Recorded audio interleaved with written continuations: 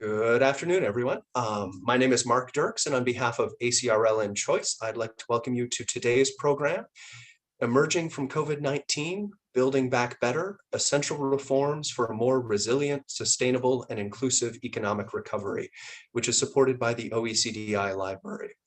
Today's discussion is one in a series of webinars from ACRL and Choice that addresses new ideas, developments, and products of interest to the academic, library, and research communities.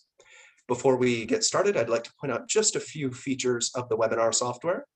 First off, everyone that's joining us today should be automatically muted and their cameras off, so please don't worry about generating noise or feedback or anything. That should be all taken care of for you. In the main area of the screen, you should be able to follow along with the presentation materials. We are using the Q&A feature today, so please use that to ask any questions you may have of our presenters. The audience for the presentation is large, so we expect many questions, and we will likely not have time to get to all of them. So we apologize in advance for that, but we will stick as closely as we can to our allotted time. That said, we will have time at the end of the presentation to get to as many as we can. So please do feel free to type your questions in there, and we'll get to as many as we can. Also note that there is closed captioning available for today's session. To toggle the automated captions on or off, please use that CC button on the bottom right corner of your screen. Also note that we are recording today's program, and everyone who registered should receive a follow-up email with a link to the archive version. Our speakers today, of course, are Patrick Linnae, Ben Westmore, and Carl Seth Romer. And I will not take up a whole lot more time before we kick things off. So it is my pleasure to turn things over to Mr. Patrick Linnae. Thank you, Mark, and thank you for organizing this webinar. Once again, I think we had a similar event 6 months ago, back in December, when the OECD launched its previous economic outlook. So it's a pleasure to be here again today to present our view about the outlook, but not only about the outlook, also OECD views about building back better once the pandemic is under control.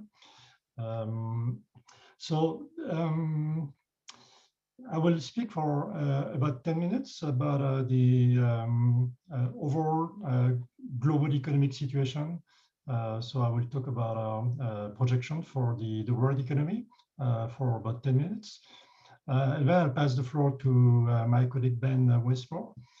Ben will focus on the US economic projection, the numbers we have for the economic recovery. And finally, Carl will take the floor, and he will talk about the President Biden plans to build back better, especially in terms of the American job plan and the American family plan. So let me just say very quickly a few words about the OECD economic outlook. So we produce these projections, two full set of projections twice a year in June and December. It covers the whole world economy. So not only the OECD countries, but also the major economies outside the OECD, like China or India or Brazil. The book itself is about 221 pages this time. As I say, it covers world economic prospect as a number of short summaries of our research at the OECD about the economic situation. And then in the book, you find 50 country notes, so notes for 50 countries, summarizing the situation and the outlook. In addition to the book, you can find the statistics themselves. They are quarterly statistics with history and projection. Right now, we do projection until 2022. That covers a lot of indicators, the national accounts like GDP and its components. We also cover the labor market, jobs and unemployment, We also cover international trade, we cover public finance, and we cover inflation prices. This statistic can be downloaded from, of course, the OECD library. And a nice feature for anybody interested is that you can find actually the archives of our projection going back to 1967. And they're also available on a nice OECD platform called data.oecd.org, which is very user-friendly, and stats.oecd.org, which is a good way to download a large set of data. I also written down on the right bottom corner a reference to the methodology and the sources of data for anybody who would like to dig in and learn more about how these projections are prepared. So the overview of our projection is that I think when we spoke last December, there was still a lot of uncertainty about bringing the COVID-19 under control. So in 6 months, things have got better in many countries. And our advice 6 months ago was to accelerate the pace of vaccination. So that's happening. So the global economic outlook is getting better, it's brightening. We've revised up our projection. And the reason why the economy is brightening is that there's very large scale macroeconomic support. Obviously, the fiscal stimulus and the checks sent to households by President Biden, but more than that. Nonetheless, there's a lot of divergence around the world, and I'll talk about that in the next few minutes. Some countries are doing well, some countries are not yet doing well. I think when we spoke 6 months ago, there was mostly downside risk, so we're concerned. I think now the risk situation is more balanced. There are also upside risks, but things could get better when we project. And in the book, we talk about inflationary pressure that has been in the news. People are a bit concerned that inflation might be picking up too fast. You'll see, I'll discuss that. We think this inflationary pressure will be temporary. So Ben will explain that the US economy is coming back very fast. It's already back to the pre-pandemic level in terms of GDP, thanks to the fiscal stimulus. Nonetheless, the labor market is still weak. There are many jobs that are still missing. And Carl will explain that the pandemic has made the social situation even more complicated in terms of inequality across income group, across gender, and across racial groups. So just a few slides to show how the vaccination is going very fast. So these are the number of people vaccinated per 100. So you can think about being here in this number being 6%. So the vaccination campaign started early this year, but it really started to pick up in the spring. So the US has been very successful in vaccinating people. It's in terms of people having been given at least one dose, so not fully vaccinated, but the first injection. It's now 52% of Americans. Europe is second. It was a bit slower than the US, but now gaining momentum. So about 1/3 of Europeans have received the first injection. In the world, about 12% have received the first injection. So it means that still a lot of people need to be vaccinated. Not to underestimate the huge effort that has been done. I think I checked this morning, it's 2.1 billion doses that have been injected around the world. So this is a truly incredible effort. Especially given that we didn't have a vaccine just 1 year ago. So that has gone very fast. Asia is still lagging behind. India has been pretty slow. And as you know, the situation is difficult there. So the situation is that the vaccination really is very different around the world. The US in dark blue there is doing pretty well. The UK is doing pretty well as well. Chile Europe is catching up very fast, but you see there are a number of light blue places where really there's a need to accelerate the vaccination. So a big challenge would be to help these countries. I think the OECD has said that we need to help poor countries around the world to vaccinate their people. This pandemic will not be controlled unless it's controlled everywhere in the world. If there are still pockets of contagion in poor countries, variants may happen and come back and make the situation complicated again. So it's good to know that a number of countries, including the US, have pledged to give away vaccines to poor countries. So thanks to vaccination and also the containment measure restrictions, the good behavior of people, masking and hand washing, social distancing, the number of cases is declining very fast. So again, the scale is not the same everywhere, but as you see, Europe, we had one wave, second wave, third wave.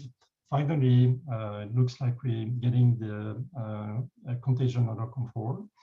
The US had a big wave, as you know, but now the number of new cases is fairly low.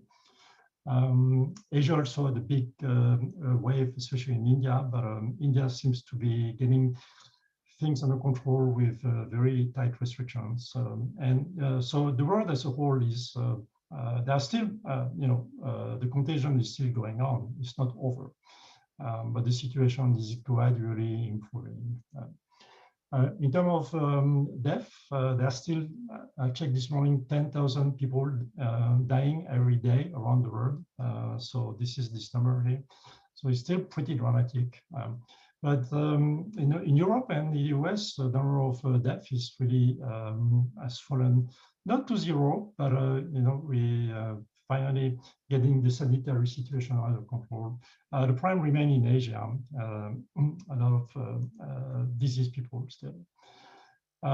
Thanks to the improved sanitary situation, sanitary restrictions are being lifted gradually. So this is the Stringency Index from a scale of 0 to 100. So 0 would mean no restriction, 100 meaning extremely tight, stringent restrictions. As you see, France is gradually opening. We are glad in Paris that finally we can have a drink, a cafe in the terrace outside. We still have a curfew, but it's being extended. India had the opposite, had to tighten things a little bit. But in general, countries that have been able to control the contagion are gradually easing restriction. And also we've learned how to keep restrictions without blocking economic activity. So we've become more efficient in controlling the sanitary situation without freezing the economic situation. So thanks to that, the world GDP has rebounded. So you see here, the world GDP is already back in the second quarter to the pre-pandemic level. So all the loss of activity has been offset. And that's largely thanks to China having rebounded extremely fast. And the blue line here is, think of it as what would have happened without the pandemic. So the world GDP is recovering, but not going back to where it would have been without COVID-19.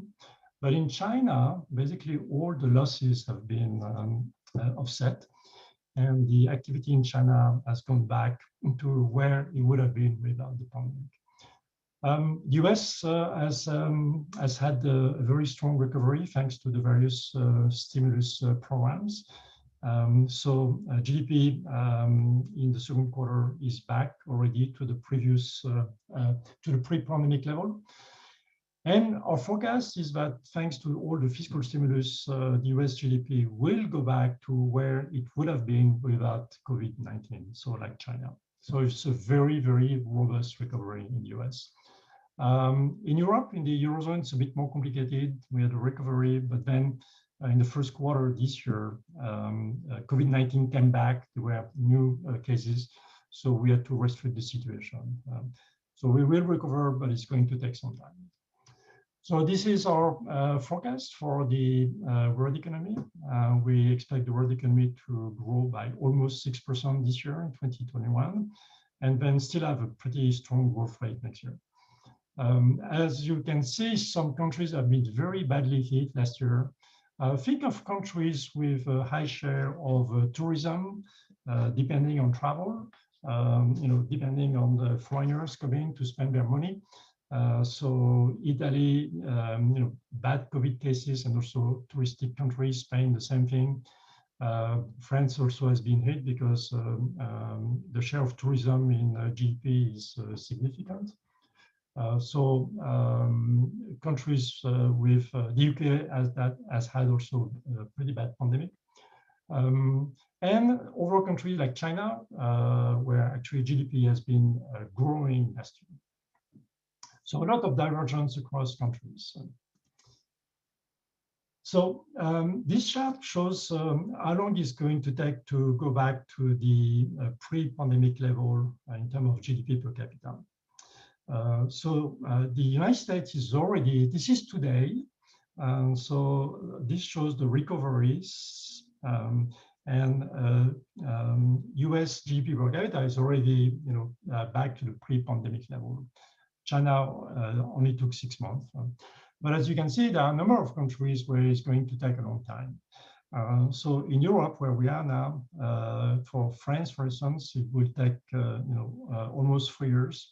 So think of GDP per capita going back to the pre-pandemic level, not until 2023. So quite some time to recover the situation. And in emerging markets like Argentina, South Africa, Mexico, in Argentina, our projections suggest that it will take more than 5 years to go back to the previous level. So a really long time.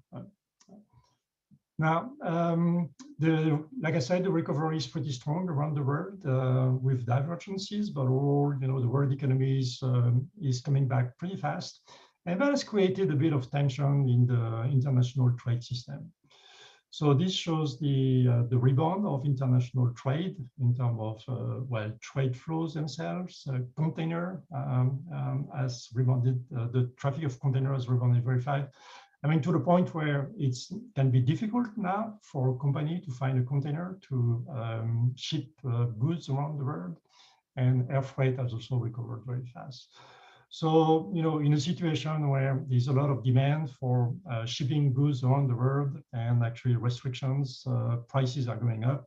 So the price of shipping a container around the world has really increased tremendously. I mean, part of it is the sanitary restrictions themselves. For instance, the crew on a container ship has to be tested when it comes to port. So all that takes time. There's a lot of demand, for shipping goods around the world, but there are, limits as to what the shipping company can do. So that increased prices, and some of these prices is showing up in higher inflation. So what you see here is the pickup of inflation in the United States already in terms of consumer prices increasing more than 3%. Remember, the Federal Reserve target is 2%. Europe is also seeing a little bit of a pickup of inflation, and also the emerging market. So this is due to shipping costs, but not only that, there are a number of bottlenecks. For instance, the automobile sector has difficulties to increase production. You probably heard about the shortage of microprocessor chips that are needed for cars. So people are now buying used cars because they cannot find new cars. And as a result of that, the prices of used cars are increasing pretty fast. Now, should we worry about inflation getting out of hand? This is not our view. We think that this pickup of inflation will be temporary. These are temporary factors. Once the supply chains, once the factories start to operate once again, and some of it is like oil prices coming back from very low level. Oil prices went down to $12 per barrel. Now it's 70. So once that has gone through the system, inflation we project will come down. Nonetheless, monetary policy should remain vigilant and be careful that inflation expectation remain stable. There's still quite a bit of slack in the labor market. What you see here is the participation rate, so the share of working age people actually participating in the labor market. Big fall with the COVID-19 crisis. There was a bit of recovery, but still a lot of slack in the labor market.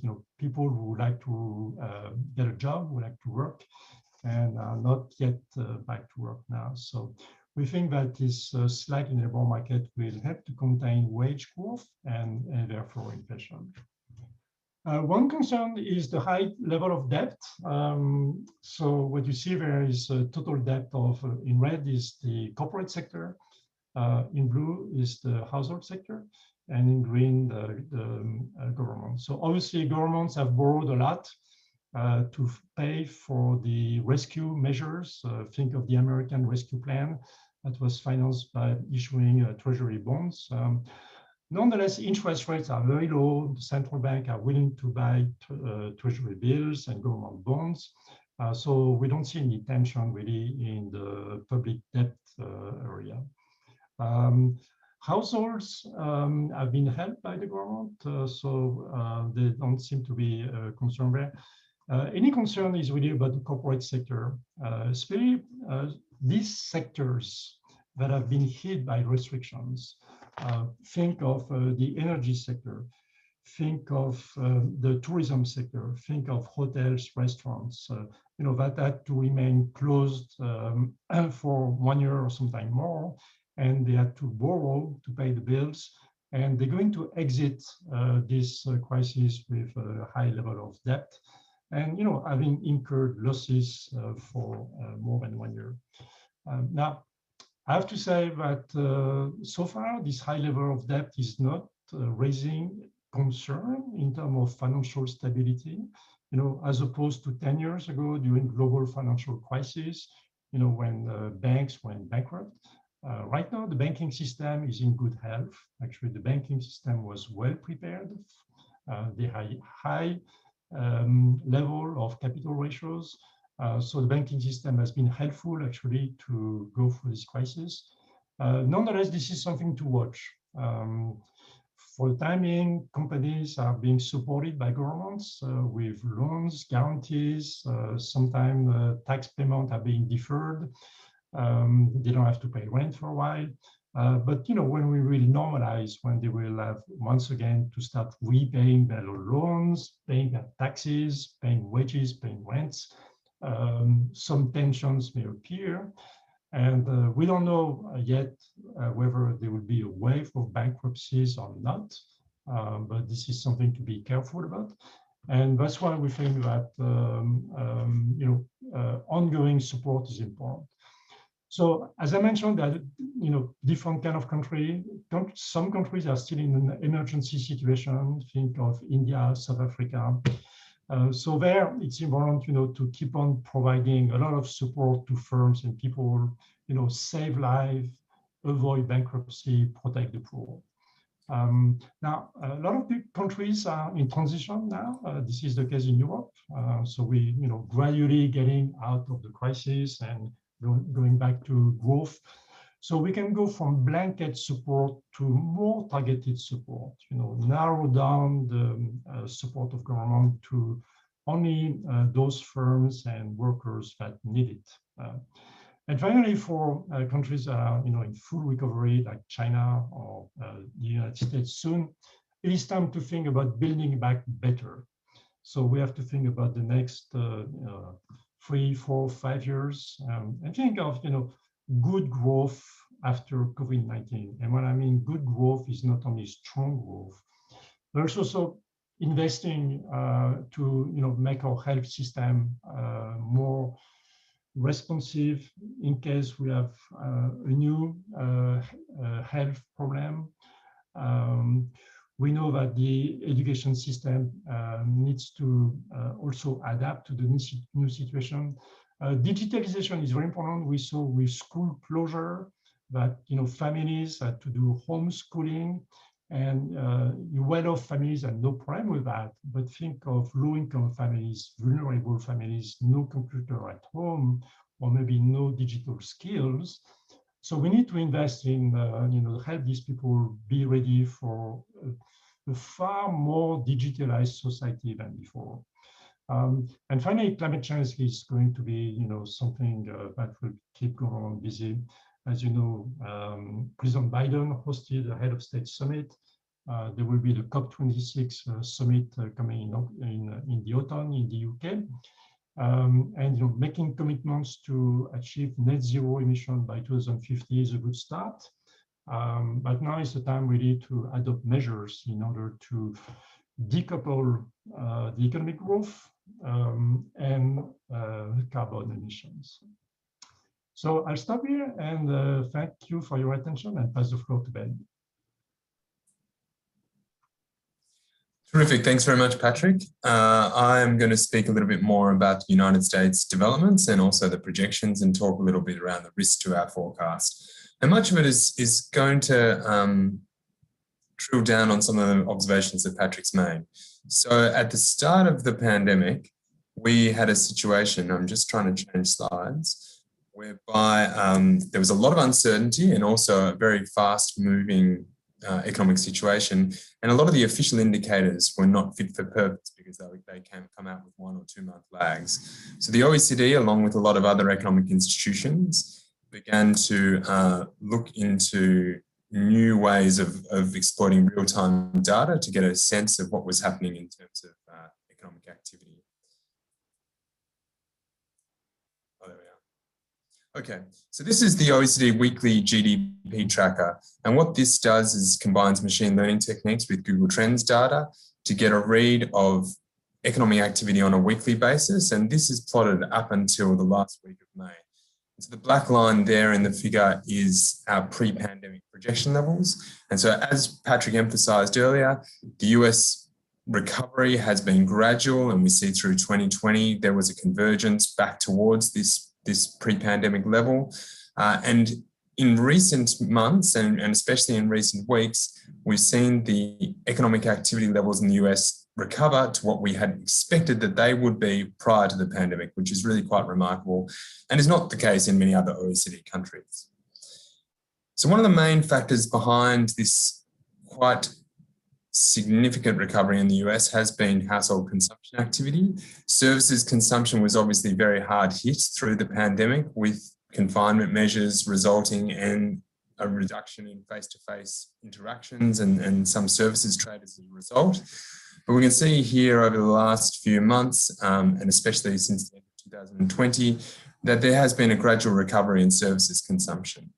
The really big story, though, has been the pivot in consumption expenditure by households towards durable goods. And by durable goods, I mean cars, I mean consumer goods like televisions, like gaming consoles, etc., that were very useful when people were locked down at home, like home furnishings and other recreational goods. And so you can see here that there has been a really strong recovery in this component of consumption, and that recovery has continued to be sustained through the end of 2020 and into 2021. And one of the elements behind that has both been the lockdown, so the circumstances under which we found ourselves, but also in the US, the very strong fiscal stimulus, and especially those transfers that were made to households in the form of stimulus checks, but also supplementary unemployment benefits. And so you can see here that, while a lot of this was spent on consumption goods, not all of it was spent. So we've got on the right-hand side the household saving rate, which is defined as the difference between household income and household consumption.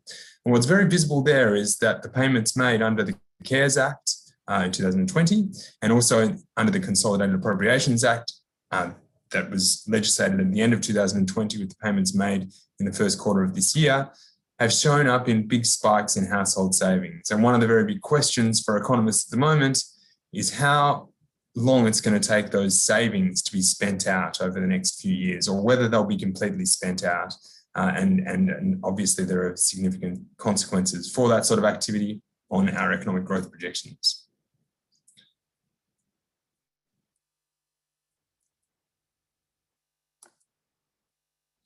So investment activity has also recovered.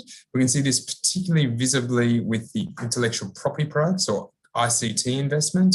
And that's a product of a lot of investment in medical equipment because of the nature of the pandemic, but also things like investment in computers and IT items as a result of an increasing proportion of people working from home and that kind of change in working conditions.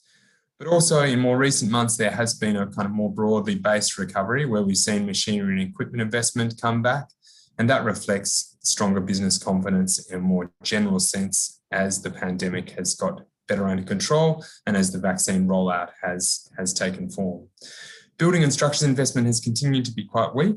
That's mostly a product of the oil sector and especially some weak drilling activity. But also we need to remember with that these are big projects and quite often there's a big lag between the project decision being made and the spending taking place. So a lot of the weakness at the moment is to do with spending project decisions that were made in 2020, and we may start to see a bit of a pickup in that indicator. Dwelling investment has also been very strong. This is a well-known point that very low mortgage interest rates in the US combined with some pent-up demand as people were locked down with stay-at-home orders through the worst of the pandemic has caused quite a rapid rebound in dwelling investment activity. On the trade side, exports are not yet recovered their pre-pandemic levels, and this is partly to do with prospects in major trading partners. So in foreign economies that the US trades intensively with, the recovery has been not quite as sharp or as pronounced, but also with closure of international borders, that's had an impact on services exports for the US economy. In contrast, import volumes have recovered quite swiftly and are now well above pre-pandemic levels. And the reason for that is partly to do with imports of household consumption goods, like we just talked about, and that's more than offset any reduction in imports of services such as, US people traveling overseas and consuming tourism and overseas services like that. And so this kind of divergence between import and export outcomes has resulted in a rise over recent months and over 2020 in the goods trade deficit. Although we did have data today that showed a slight reversal in that, but not enough to change the trend. With the recovery in the broader economy, we have seen employment recovering, but I think the point is that we're still not there yet. We're still some way back from being where we were with regard to employment. So the blue line in the left-hand side figure here shows the cumulative change in non-farm employment, and you see the very big loss in payrolls in the first 2 months of the pandemic. And these have gradually been added back, but we're still not back to those pre-pandemic levels of payrolls. And in fact, there's still about a third of those jobs that were lost in aggregate terms in April and May 2020 that are still not in the economy. And so that equates to about 7.5 million people that find themselves still out of work. The labour force participation rate, so that's defined as people that are either actively seeking work or that are in employment, has slightly risen since the low point of the pandemic, but it's still well below pre-pandemic levels, about 1.5 percentage points below where we were pre-pandemic. And that reflects both the nature of the pandemic and the fact that school closures meant lots of parents had to do remote learning, and that constrained their ability to participate in the labour force. Also the fact that some people, especially in face-to-face sectors, were concerned for their health and so chose not to enter the labour force for that reason. And also the pandemic for some people was taken as an opportunity to take early retirement. And so that's one of these are factors that are all weighing on the labour force participation rate at the moment. The combination of quite a strong recovery in the economy, a lot of employment being lost at the start of the pandemic by being shed by employers, And also this relatively constrained labour force participation story has meant that job vacancies have risen quite significantly. And you can see here the job openings rate, which is the top blue line, and is defined as job openings as a share of total employment, is now at the highest level that it's been for many, many years. But that hasn't yet translated into very broad-based signs of wages growth. So one of the challenges that economists are dealing with at the moment as well is that measures of aggregate wages are being distorted by the fact that a lot of the employment flows at the moment into employment are from low wage workers. And so that's dragging down aggregate measures of wage growth. So we've tried to abstract that a little bit here with these figures by looking at wages growth within industries. And specifically on the left-hand side, we've looked at the number of industries in any given month that have reported increases in wages. And you can see that at the worst of the pandemic in May and June, that there was less than a third of industries that had increases in earnings within the month. And that share has steadily risen. In the last few months, we've seen the share of industries that have cited average earnings wage growth as being positive, as being back to around pre-pandemic levels. Also here on the right-hand side, we've taken the median average earnings growth across industries in any given month. And in the last couple of months, we've seen a little bit of a pickup in wages, but really it's nothing broad-based and it's nothing to cause us too many concerns about a wage price spiral at this point. As Patrick highlighted, inflation has picked up, but we do consider much of this to be temporary. This is to do with relatively, when we're looking at annual measures of inflation, what we call base effects, so the relatively low level of inflation 1 year ago. So when we're calculating annual inflation, it shows a very strong pickup in recent months, but also some increases in prices that are associated with the reopening of the economy. So in some areas of the US economy, like accommodation, like tourism, there have been quite strong price rises over recent months. And so that's causing these headline measures of inflation to rise quite strongly. If we abstract them from that by using the Dallas Fed's trimmed mean inflation measure, which kind of cuts out the volatility from both the top and the bottom of the distribution, we can see that inflation has started to pick up a little bit in the last couple of months, but it's very well contained. It's still below 2% and still below where it was in the kind of pre-pandemic period. The risk is that these higher inflation outcomes feed into inflation expectations, that feed into wages, then feed back into inflation, and we do get this wage price spiral. But when we look at measures of inflation expectations, while it's true in the short term, with the 1 year ahead rate, that has picked up quite steeply, the more medium to longer term inflation expectations, the 5 year ahead rate is around 2%, so the Federal Reserve's target. And so nothing we think to be too concerned about at the moment, but definitely a watch point for economists. So this is our economic outlook for the United States. We have real GDP growth projections of 6.9% in 2021. So these are calendar years, followed by 3.6% in 2022. That'll be associated with a further decline in the unemployment rate and a little bit of further inflationary pressures. And we do think that we'll get to a point where inflation is, in a core sense, is well above the Federal Reserve's target band. So this chart just underscores how big a revision we've made since Patrick and I last did one of these webinars back in December 2019. At that time, we had the blue line on this figure, and now with our current economic outlook, we've revised up to the orange line. And you can see here with the grey line on this figure that we now have our GDP growth projections above where we expected it to be pre-pandemic. This upward revision is largely to do with the strong fiscal impulse, and this figure just shows fiscal deficits over time. And in both 2020 and 2021, in terms of calendar years, we have fiscal deficits in excess of 15%, and that really hasn't been experienced in recent history. It's still very uncertain at the moment, and one thing that we note is there is still great uncertainty with regard to fiscal plans, especially in the US. In our projections, we only take into account legislative fiscal plans, so the American Rescue Plan is in there, but we don't take into account the American Families Plan and the American Jobs Plan, and they could have a positive impact or cause us to rise up our projections the next time we do one of these rounds if they're enacted as proposed, and that kind of revision would most probably lie in 2022. I noted already the considerable uncertainty with regard to the household saving rate and how fast those savings spend out over the next year or two. It could be that pent-up demand pushes consumption higher by those savings being used more rapidly than we think that they will, and the household saving rate will decline faster than we are anticipating.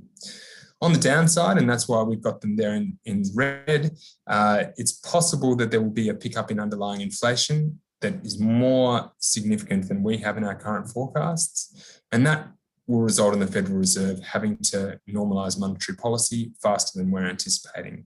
That could be through an earlier than anticipated tapering of asset purchases. It could even be towards the end of this year if inflation picks up very significantly, but also could come in the form of the first hike lift-off in the Fed funds rate at some point in 2022.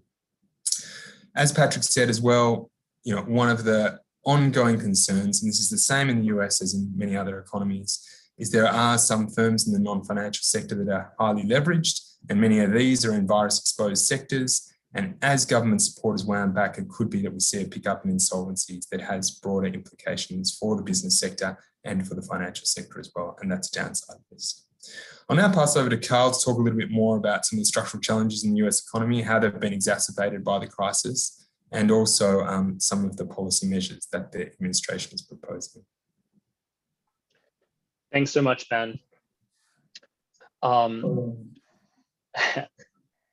So once we start to look at the economic perspective from the workers themselves, it becomes clear that the K-shaped recovery that was often discussed earlier is continuing.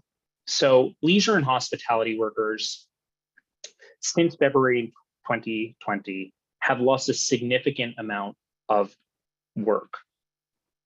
The sectors that we see job losses are not being felt equally. Low-wage workers, specifically workers of color, still have not seen a return to pre-pandemic job numbers. So as 25 states have chosen to cut their unemployment insurance benefits, this is the job market that these workers are being forced back into.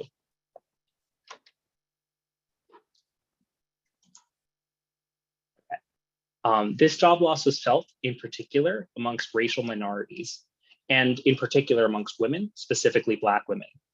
An analysis from the United States Congressional Joint Economic Committee shows that cutting these unemployment insurance benefits, as the 25 states plan to do or already have done, will cost their local economies an additional $12 billion this summer. So looking at this chart, it's clear that in the weeks in December, after the COVID relief bill was passed on December 28th, and the American Rescue Plan was passed into law on March 15th, how the stimulus checks distinctly helped families pay for basic living expenses like rent. So on this chart, it's the percentage of prime age workers having a somewhat or very difficult time paying basic living expenses like rent. And it's broken down by their education levels. After the stimulus packages were passed, a significant decrease in prime age workers having a somewhat or difficult time paying rent was seen. Despite the short-term stimulus, my analysis of the COVID Pulse household survey shows that there still remains a high proportion of working age population reporting to have this difficult time. Over 70% of such households report that they have lost work income either from job loss, hours reduction, or pay cut. And while hours lost and pay cuts don't have a simple program fix, difficulty paying expenses after job loss may partly reflect delays between application and receipt of unemployment insurance. And around 20% of workers who'd applied for unemployment insurance still have not yet received it. And so you see here that the number of workers who say that they are struggling to pay these basic living expenses by education and by race, again, shows a disproportionate impact of the pandemic on Black and Hispanic workers.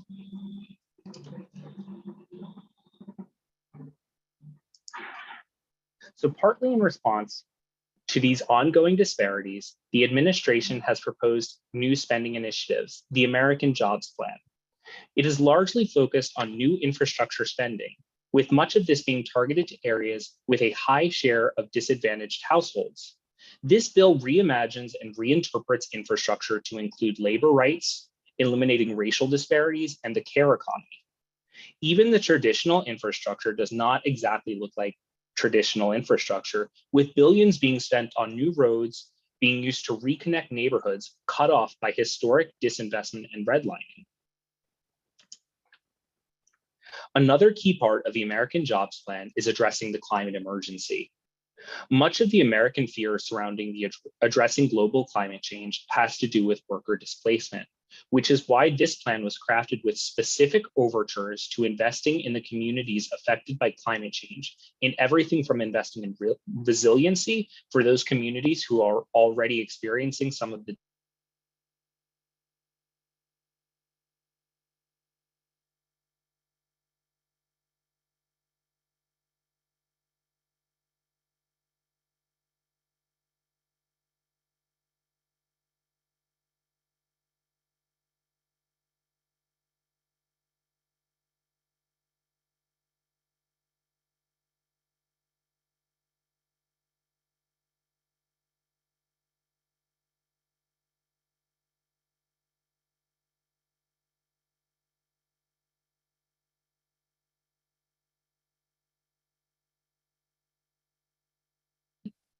Sorry about that. I'm being told that we lost my audio. Can you all hear me now? Okay, great. Sorry about that. Just go on to the next slide. Okay. The proposed American Families Plan includes a range of new spending measures aimed to support lower income households that I'll go over in just a moment. But here we can see how the childhood poverty rate will be reduced by just one action, the expansion of the child tax credit. So in the dark blue is the current rate. And then with that child tax credit, the amount of child poverty is severely reduced, in particular for Black and Hispanic households.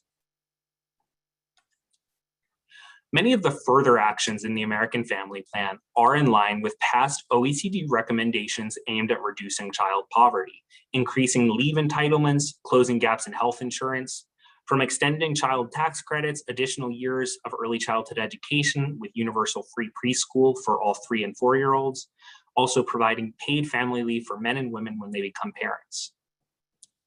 Addressing some of these systemic disparities in poverty and race was a large part of Biden's campaign promise. And last week, he announced his new actions to build Black wealth and narrow the racial wealth gap. Wealth is probably a better metric for establishing systemic inequality because during times like this past year, as households lost job income and wages, an amount of household wealth was able to provide white families with a cushion that Black and Hispanic families did not have. So on this chart, you'll see the median net worth by race and ethnicity, and you can see clearly that white households, the median white household, has significantly more wealth than Black and Hispanic and other households. But medians don't tell the full story, because you can see here the average white household has significantly more than the average Black and the average Hispanic households. Because most wealth is held by the extremely high wealth households, the average white household actually has $850,000 more in net worth than does the average Black household. My team at Brookings conducted a study shown here that suggests that houses in Black majority neighborhoods are underpriced relatively to homes in neighborhoods with less than 1% of the Black population.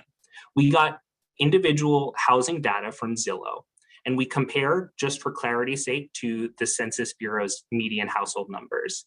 And we saw similar rates, essentially showing that houses in Black majority neighborhoods are priced less. And so you might ask, well, that has to do with housing stock, housing quality, neighborhood amenities, et cetera, et cetera. Controlling for all of those things, controlling for housing size, number of bedrooms, number of neighborhood amenities, proximity to public transportation, et cetera, houses in Black majority neighborhoods were devalued at approximately 25%. So pick up the same home in a Black majority, in a neighborhood with less than 1% Black population and drop it into a neighborhood with 50% or more Black residents, that home will lose 23% of its value. And so Biden's plan, citing our study, attempts to fight racial discrimination in the housing market. So this type of disparity is not the only type. You'll see stories in the Washington Post and local news stories of Black homeowners trying to sell their homes and getting appraisals that are significantly undervalued. And then they remove all traces of themselves and have white family, white friends stand in for them, and their homes will double in value according to the appraiser. So Biden is attempting to fight this type of racial discrimination in the housing market because the vast majority of wealth held by the middle class is built through home ownership.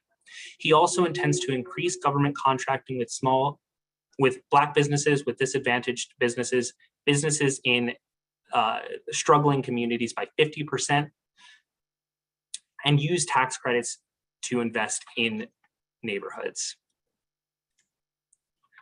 Thank you very much.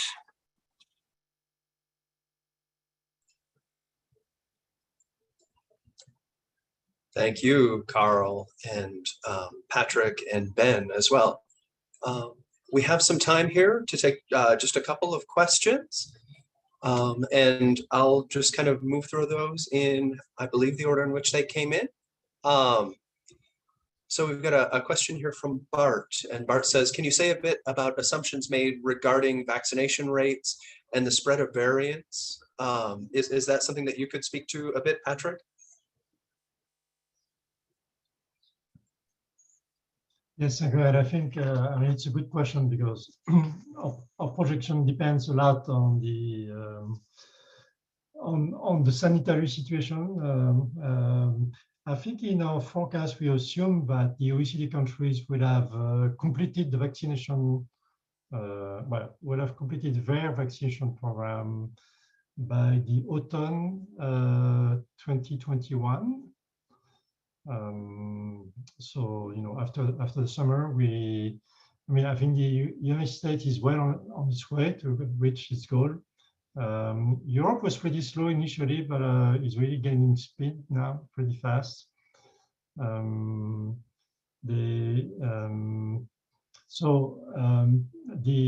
OECD is well on its way. I think the big challenge would be for the emerging market, India, South Africa, Brazil, really to pick up speed, and that's where international coordination, the OECD countries helping them by shipping doses will be extremely important. I think the question is right that new mutation of the virus, new variants, is a big risk. So it's not in our baseline scenario, obviously, but it's a downside risk if we have we hope not, but if there's a variant which is resistant to the existing vaccine, that would be very seriously downside risk. The best way, I'm not a doctor, obviously, I'm just an economist, but probably the best way to avoid new variants is really to have poor countries control their contagion. Because as we saw from India, the new variants come from where there are clusters. Apparently, doctors say or scientists say that it's in these clusters that the new variants emerge. Excellent. We've got a question here that came in from someone who, I apologize if I mispronounce your name, from Gitan, who asks, do you have data concerning rural Americans? Which states have been hit more than others by the economic crisis? Is that something that, Ben, you could perhaps speak to? Yeah, sure, Mark. We don't publish that sort of data from an OECD perspective, but it obviously exists. And one of the things that we saw in 2020 is in the United States, when you look across states and also across regions, and this is true when you look across OECD countries as well, many indicators show that there was a positive correlation in terms of the extent to which the health situation was under control, or a kind of negative correlation between the number of COVID cases and economic prospects in particular regions. I think it's fair to say, though, when we look at, say, the employment numbers, and I talked about the shortfall with regard to non-farm payrolls getting back to their pre-pandemic levels, when you look at those across states, it's pretty broadly based in the sense that I don't think that as of April, no state had got back to their pre-pandemic levels of non-farm payrolls. One of the interesting experiments at the moment is with regard to the rolling back of supplementary unemployment benefits in particular states. One of the concerns has been that maybe the weak non-farm payroll employment numbers that we saw, especially in April, but to some extent May, is because of disincentive effects from supplementary unemployment benefits. Once we get to the July non-farm payrolls number, we'll have a sense, once some of those states have rolled back those supplementary unemployment benefits, whether those payments were having disincentive effects and whether we do see a sharper pickup in employment in those particular regions. And so it's definitely an area to watch. But certainly there has been divergences across the US, but I think in general we've seen some broad trends across states and across regions. Excellent. Looking through the questions here, I think this may be something that you spoke to a bit, Carl, but Dr. Rowland here says, a great session. My question to Carl is, how do you think President Biden's strategies will deal with the obviously deeply rooted racial bias in USA housing and house sales? And I think you spoke to a couple, certainly some policies. Is there anything more you would like to say on that? Yeah, so we're working with the American Appraisal Institute to kind of like combat these specific appraisal biases that are built into the way that homes are valued in our country. So like I was saying before, it's definitely the case that houses in Black majority neighborhoods are valued lower, controlling for all of these things, right? But it's built into the way that the homes themselves are appraised, right? So appraisers take into account the neighborhood's racial composition in order to build their price estimates.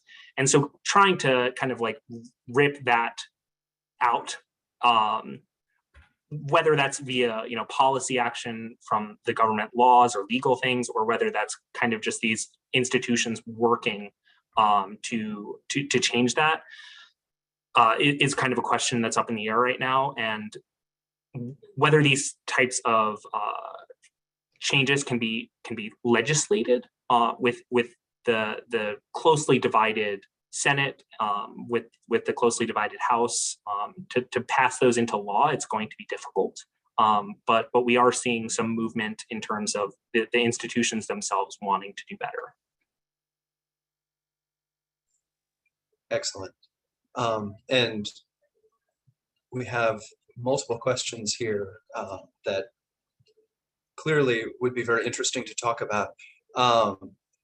Maybe I will just end with one final question. And the question I think that came in just recently is, does the OECD have a scenario for a fourth wave in the autumn? Is that something that's in the works or that folks are thinking about there at the OECD? And maybe I would throw that to you, Patrick, to start. I think the answer, we don't dare to think about it, Mark. It is true that you might remember in June 2020, at the very start of this epidemics, when everybody thought it would be just a one-wave scenario, the OECD produced a two-wave scenario as well, because we were concerned that after the summer, the virus would come back because social distancing and masking, typically during the summer is up, and it would be too soon to get a vaccine. Frankly, maybe I'm going to sound too optimistic, but we're not in 2020 anymore. The vaccination gives us hope that we're going to be able to bring this epidemic under control, at least in OECD countries. Like I say, we need to do much more in the emerging market and international coordination, and initiatives like COVAX are very important. But we really hope we're going to nail it down with the vaccination. And it's very important to get vaccinated, by the way. There are still people who resist vaccination, and we really hope that we'll be able to achieve high rates of vaccination. Mark, I hope if you invite us again next December, I truly hope we don't have a fourth wave. I prefer not to think about it. Likewise, I share your hope and I think your optimism that we will not as well. Before we wrap up, I would just like to take a moment to say thank you very much to you, Patrick, and to you, Ben, and to you, Carl, for giving us all of this information today. There's a lot there, and I know we've had requests to look at the slides and those sorts of things, so I know that folks will dig into this even more after the session today. Before we wrap up, I'd just like to remind folks that we did record this, and we will distribute that to everybody who signed up. So please be on the lookout for that link coming through to your email. We also should have popping up on your browser there a brief survey. If you could take just a few minutes to give us responses to those 4 or 5 questions, we would really appreciate it. Also, please do take the opportunity to visit the COVID-19 and policy tracker hubs at www.oecd.org/coronavirus/en, as well as the OECD iLibrary.org, data.oecd.org, and stats.oecd.org. For additional information, and if you've got any questions or any follow-up interest, please do contact Ian Williamson of the OECD at 202-445-9125, and his name is his email address, IAIN Williamson with 2 L's at OECD.org. Thanks again to all of you out there for joining us today. I'm sure you learned something today, and of course, hope to see you again in the near future on another webinar. Thanks very much. Thank you, Mark. Thanks very much. Thank you. Bye-bye.